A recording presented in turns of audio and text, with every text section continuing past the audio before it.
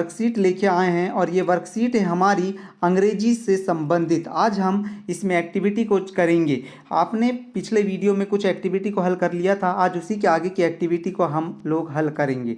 जैसे हमने यहाँ पर सबसे पहले एक्टिविटी सेकंड तक किया था और एक्टिविटी थर्ड को छोड़ दिया था। क्यों?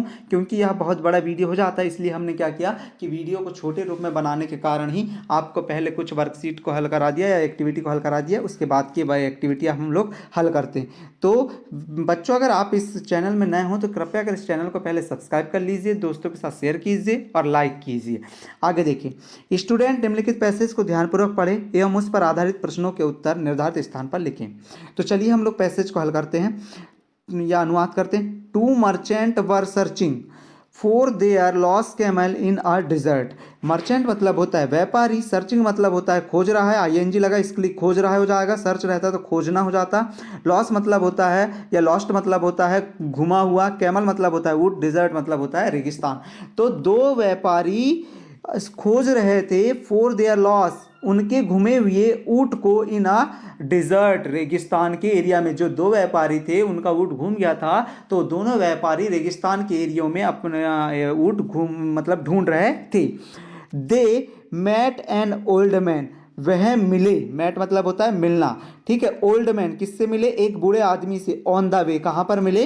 रास्ते में। They asked with weather he had seen a camel, उन्होंने उससे क्वेश्चन किया, क्या तुमने हमारे ऊंट को यहाँ पर कहीं देखा है, घूमते फिरते या इधर उधर जाते देखा है? सीन मतलब देखा, कैमल मतलब ऊंट। इस पे क्या कहता है? The old man in turn ask, old man ने अपना उत्तर दिया, यानी कि उसने को पूछा मोर क्वेश्चंस। किससे पूछा मोर क्वेश्चंस?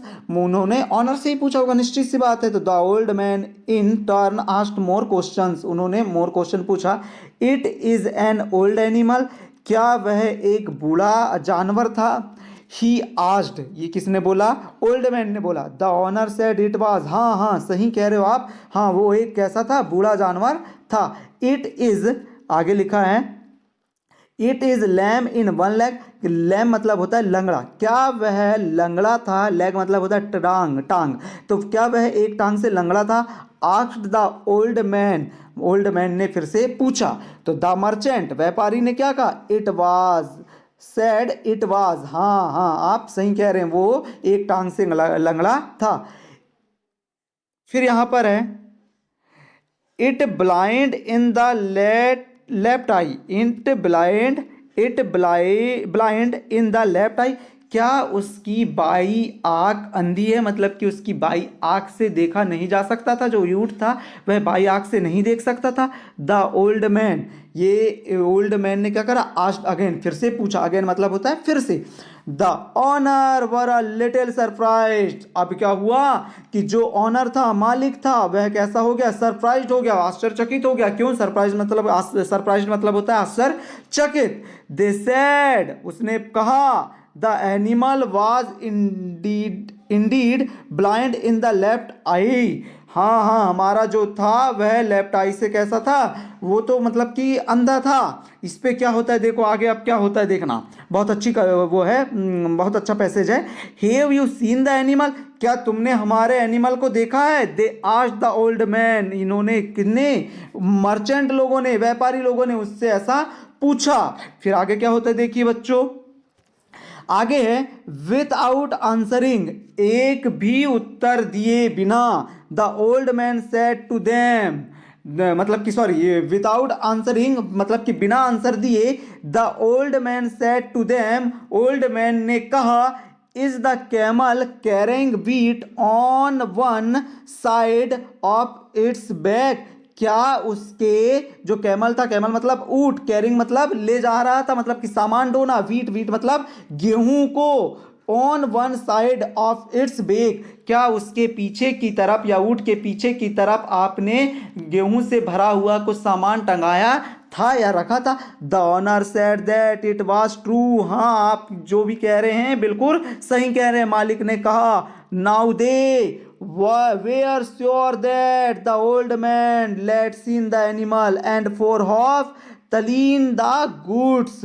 अब ये पूरी बातें उनने ओल्ड मैन की क्या हो गया, वह समझ गए कि हाँ ये ओल्ड मैन ने देखा है उस ऊँट को और यहाँ सही कह रहा है। The old man continue, old man ने फिर से अपने प्रश्न पूछना चालू रखा। Is not the camel carrying Honey on the other side. क्या आपने ऊंट के दूसरे तरफ, मतलब कि उसने तो पूछ लिया था कि आपने एक साइड क्या टंगाया है, कह के बैक में पीछे साइड एक साइड क्यों टंगाया, अब दूसरे साइड कहता है क्या उसके बैक में फिर से, मतलब कि दूसरे साइड जो है हनी था, शहद। हनी मतलब क्या होता है, शहद था। ये किसने पूछा, बूढ़े आदमी ने पूछा। उसके बाद देखिए क्या होता है, the owner catch hold of the old man. अब जो ऑनर था, मालिक था, उसने कैच कर लिया। कैच मतलब कि पकड़ लिया, होल्ड उसे गूंद लिया, मतलब कि ऐसे हाथ से पकड़ते ना अपन कोई भी वस्तु को चारों तरफ से, तो वैसा कर लिया old man. And asked him angrily, और क्रोधित होकर पूछे, have you stolen the goods and killed the animal. क्या तुमने हमारे जो सामान था, स्टोलन मतलब उसे चोरी कर लिया है और किल्ड कर दिया हमारे एनिमल को। क्या तुमने हमारे जो एनिमल था, हमारा जो पशु था, जो ऊंट था, उसे क्या मार दिया। Have not even seen the animal, said the old man calmly। Old man जो था वह धीरे से बोलता है, कामली मतलब धीरे से। I have not even seen the animal, मैंने तुम्हारे घोड़े ऊंट को नहीं देखा। देखो कितने अच्छे चतुराई से बोल रहा है, पूरी बातें भी बता दिया उनको, और फिर क्या बोल रहा है वो, कि मैंने तुम्हारे ऊंट को नहीं देखा। देखिए कितना चतुर था बूढ़ा आदमी, है ना, क्या नहीं। चलिए अब आगे देखते हैं हम लोग, आगे क्या कह रहा है। स्टूडेंट दोनों मर्चेंट से ओल्ड मैन द्वारा पूछे गए प्रश्नों का सही क्रम में जमाइए। प्रश्नों को सही क्रम में जमाइए। तो हमने पूरा पैसेज ऊपर पढ़ लिया है, आप भी एक बार पैसेज को पढ़ लीजिएगा और उसके अनुसार यहाँ पर उत्तर लिखिएगा। जैसे हम लोगों ने यहाँ पर देखिए उत्तर लिख दिया है, आप लोग भी इसी प्रकार से लिख सकते हैं। पहले नंबर पे आ जाता it is an old animal, वह एक बूढ़ा जानवर था। फिर दूसरे नंबर पे क्या था, it is lame in one leg, वह एक टांग से कैसा था, मतलब लंगड़ा था। It is the camel carrying wheat, उसके एक साइड में क्या था, कैमल के साइड में on one side of its back, उसके पीछे के साइड में क्या था, गेहूं से भरा हुआ सामान था, या गेहूं का जो भी रहा होगा उन्हें जो टांगे होंगे वो था। कहाँ पर, पीछे की तरफ, ऊंट के पीछे की तरफ क्या था, कैमल के ऊंट के पीछे की तरफ जो है गेहूं से भरा हुआ सामान या बोरा उनने टांगे थे। इस प्रकार से चारों आप लोग लिख लीजिएगा। आगे है अगला प्रश्न है हमारा। अगला प्रश्न क्या कह रहा है, निम्नलिखित शब्दों को उचित क्रम में जमाते हुए सार्थक वाक्य बनाइए। यहाँ पर आपको ये पैसेज का ये एक वाक्य दिया गया है जो व्यवस्थित नहीं है, आपको इसको फिर से रीअरेंज करना है, मतलब कि सही जगह पे सही वाक्यों को लिखना है, शब्दों को लिखना है। जैसे यहाँ पर लिखा था and they way met the on old man, तो आपको यहाँ क्या लिखना है, they met an old man on the way. उसी प्रकार यहाँ पर आप याद रखिए, लेकिन यहाँ पर आपको अगले में देखो ये जो दिख रहा है फुल स्टॉप, इसे ध्यान से देखना। Turn question the in man more old asked, तो इसका क्या हो जाएगा, the old man in turn asked more question. आपने पैसेज में अर्थ समझ लिया इसका, इसके लिए मैं आप लोगों को यहाँ नहीं समझा रहा हूँ। उसी प्रकार ये थर्ड वाला भी है, थर्ड वाले को भी आप लोग लिख लेंगे, ठीक है। रीअरेंज करना था वाक्यों को तो हमने अच्छे से कर दिया, आप लोग भी अच्छे से कर लेंगे इसे। आगे देखिए यहाँ पर फिर से एक आपको क्या दे रहा है, यहाँ पर नीचे ही चलते हम लोग डायरेक्ट। स्टूडेंट कॉलम ए में दिए गए होर्डिंग्स के संकेतों को समझकर कॉलम बी में दिए गए उनके अर्थ के साथ सही जोड़ी बनाइए। ठीक है बच्चों, तो यहाँ पर हम लोग देख लेते हैं क्या क्या दिया है हम लोगों को। तो यहाँ पर थोड़ा छोटा कर लेते हैं इससे कि आपको अच्छे से दिखे। यहाँ पर देखें, पहले में हैंड दिख रहे हैं आपको, हैंड में ग्लव्स पहना।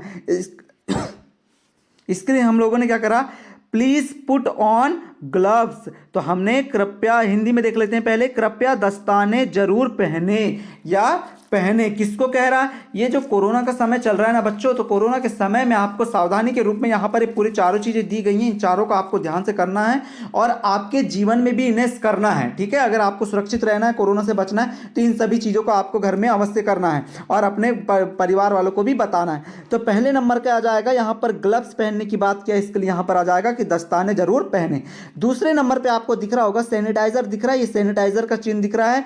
तो इस सैनिटाइजर के लिए क्या लिखा है यहाँ पर देखो, प्लीज़ यूज़ हैंड सैनिटाइज़र, मतलब कि कृपया हैंड सैनिटाइज़र का प्रयोग करें या इस्तेमाल करें, मतलब कि हैंड सैनिटाइज़र से आप दिन में लगभग 10 बार तो अपने हाथों को अभी कोरोना के समय में धुलना ही चाहिए। अगला देखिए, यहाँ पर एक बच्चा खड़ा है और ये डॉक्टर है, वह टेम्परेचर नाप रहा है, अर्थात बॉडी टेम्परेचर चेक कराना चाहिए, मतलब अपने बॉडी टेम्परेचर को जांच करवाइए, ऐसा कोई संकेत अपने को दिख रहा है तो ये इसका हो जाएगा। और अंतिम है मास्क पहनने वाला, कृपया मास्क जरूर पहने, please put on a mask, आपको जरूर मास्क पहनना चाहिए। इस प्रकार से हमने क्या कर दिया, इसको आपस में मिला दिया है, आप लोग भी कर लीजिएगा बच्चों इसको।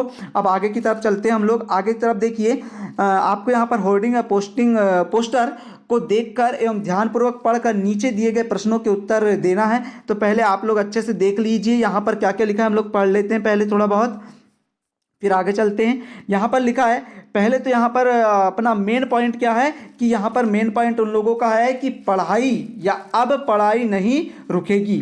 दिख रहा है बच्चों आप लोगों को भी कि अब पढ़ाई क्या नहीं रुकेगी, ये देखो ये लिखा अब पढ़ाई नहीं रुकेगी। यहाँ पर डिजिलैप व्हाट्सएप ग्रुप को डिजिलैप नाम से आपने देखा होगा, अभी आप लोग पढ़ते हैं तो आपके टीचर लोगों ने आप लिए एक ग्रुप बनाया होगा जिसे डिजिलैप नाम से भी जानते हैं आप लोग, ठीक है। उसमें आपके लिए डेली अध्ययन सामग्री आती होगी बच्चों।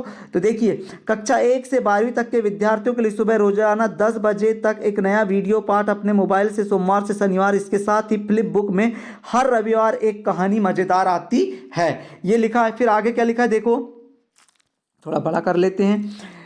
रेडियो स्कूल सोमवार से शनिवार आता है, आकाशवाणी में आता है, विविध भारती में आता है और वन्य सामुदायिक रेडियो के प्रदेश और स्थित सभी केंद्रों से रोज दिन के 11 से 12 बजे का इसका प्रसारण होता है, ठीक है। ये भी बात आप लोग जानते हैं। आगे देखिए, दूरदर्शन मध्य प्रदेश पर क्लासरूम सोमवार से गुरुवार कक्षा 9 के लिए 10 से 11 बजे तक, 11 के लिए 11 से 12 बजे तक, कक्षा 10 के लिए 12 से 1 बजे तक और कक्षा 12 के लिए कहाँ से कहाँ तक 3 से 4 बजे तक आता है, ठीक है बच्चों। फिर आगे क्या लिखा है, स्थानीय केबल पर शैक्षणिक प्रसारण या शैक्षिक प्रसारण, अनेक नगरों, कस्बों और गांवों में स्थानीय केबल टीवी पर भी शैक्षिक कार्यक्रम का प्रसारण किया जा रहा है। इस कार्यक्रम की जानकारी आप स्थानीय जिला शिक्षा अधिकारी अथवा स्थानीय हाई स्कूल या हायर सेकेंडरी स्कूल के शिक्षकों से प्राप्त कर सकते हैं। पालकों से विशेष आग्रह, बच्चों को पढ़ाई के लिए इन कार्यक्रमों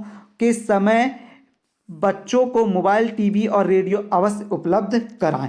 इस प्रकार से आपको ये एक दिया गया था, क्या पोस्टर दिया गया था, उस पोस्टर से अब संबंधित प्रश्न दिए गए हैं, हम उन्हें देखते। टाइटल, शीर्षक ऑफ दिस होर्डिंग इज, इस जो ऊपर जो पोस्टर था उसका टाइटल अब भी हमने पढ़ा था, अब पढ़ाई नहीं रुकनी चाहिए। तो टाइटल क्या हो जाएगा, अब पढ़ाई नहीं रुकनी चाहिए, ठीक है बच्चों। लिख लेंगे आप लोग पहले का उत्तर। अब आगे देखिए,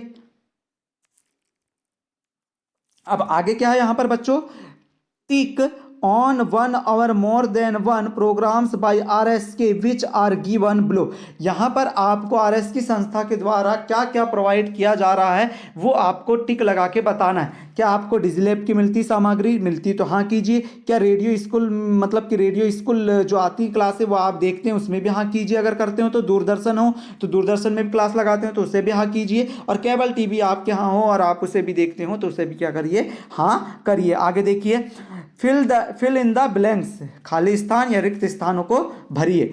for the study of the children the parents are requested to provide, for the study मतलब कि बच्चों की शिक्षा के लिए पेरेंट्स को, माता पिता को रिक्वेस्ट है कि वह प्रोवाइड करें या उन्हें दे क्या क्या, मोबाइल और TV and radio to them, उन्हें मोबाइल, टीवी और रेडियो दें, ठीक है। एन इंटरेस्टिंग स्टोरी इज बिगिन सेंट ऑन डिजिलैप ऑन, मतलब कि एक बहुत ही इंटरेस्टिंग, रोचक, मनमोहक स्टोरी जो आपको प्रोवाइड की जाती है डिजिलैप में, वह कब आती है, संडे को आती है, in the form of flip book, और वह कैसे फॉर्म में आती है, तो फ्लिप बुक के फॉर्म में आती है, ठीक है। यहाँ पर फ्लिप बुक को सही कर लेंगे, यहाँ पर संडे को आप सही कर लेंगे। आगे देखिए, आगे क्या है बच्चों, बहुत ही अच्छा, आगे देखिए आपके लिए ही है। आगे कह रहा है, during the covid situation the school study of the children is badly disturbed. हाँ, ये कह रहा है कि कोविड-19 का जो समय चल रहा है, सिचुएशन चल रहा है या उसकी जो व्यवस्था चल रही है, उस कारण स्कूल की स्टडी में चिल्ड्रन को बहुत ही बुरा प्रभाव पड़ा है। सही बात है, तो यस कीजिए, नहीं पड़ा आपकी पढ़ाई में तो नो कीजिए। Government of MP is dealing seriously with the above condition and providing study material at home और ऑनलाइन। अब यहाँ पर जो एमपी की गवर्नमेंट है, एमपी सरकार है, वह बहुत ही पढ़ाई के क्षेत्र में अच्छी है और वह आपको घर में ही पढ़ाई से संबंधित मटेरियल पहुँचा रही है। तो आप यहाँ पर क्या करिए, हाँ करिए। Online classes were aired on DD national, मतलब कि एयर्ड ऑन डीडी नेशनल, जो डीडी नेशनल है उस पर आपको क्लासेस ऑनलाइन मिल रही है, तो हाँ कीजिए, नहीं तो ना कीजिए। ठीक है, हाँ कर दिया हमने यहाँ पर। अब आगे देखें, आगे है DigiLab is very successful in providing online material for studies. DigiLab बहुत ही वो रहा है, सक्सेसफुल रहा है, मतलब कि सफलता प्राप्त कर रहा है टू इन प्रोवाइडिंग ऑनलाइन, वो आपको ये दे रहा है, प्रोवाइड कर रहा है ऑनलाइन मटेरियल फॉर स्टडीज, पढ़ाई से संबंधित आपको मटेरियल प्रदान कर रहा है। तो अगर हाँ है तो हाँ कीजिए, ना है तो ना कीजिए। अगर आपको दे रहा है तो आपको हाँ ही करना है, ना नहीं करना है। इस प्रकार से बच्चों हमने 60 से लेकर 64 तक वर्कशीट जो दी गई थी एक्टिविटी, हमने वह हल किया है। अब हम आगे अगले वीडियो में आगे के जो एक्टिविटी हैं, आगे की वर्कशीट है, उसका वीडियो बनाएंगे। तो बच्चों आप लोगों को करना क्या है, इस चैनल में नए हो तो सब्सक्राइब करना है, दोस्तों के साथ शेयर करना है और लाइक भी करना है वीडियो को। और अगर आपको वीडियो के बारे में कुछ कमेंट करना हो तो आप कमेंट करके हमें बता सकते हैं। और ऐसे ही वीडियो के लिए आप हमारे चैनल को सब्सक्राइब कर लीजिएगा। Thank you for watching student, धन्यवाद आपका बहुत बहुत।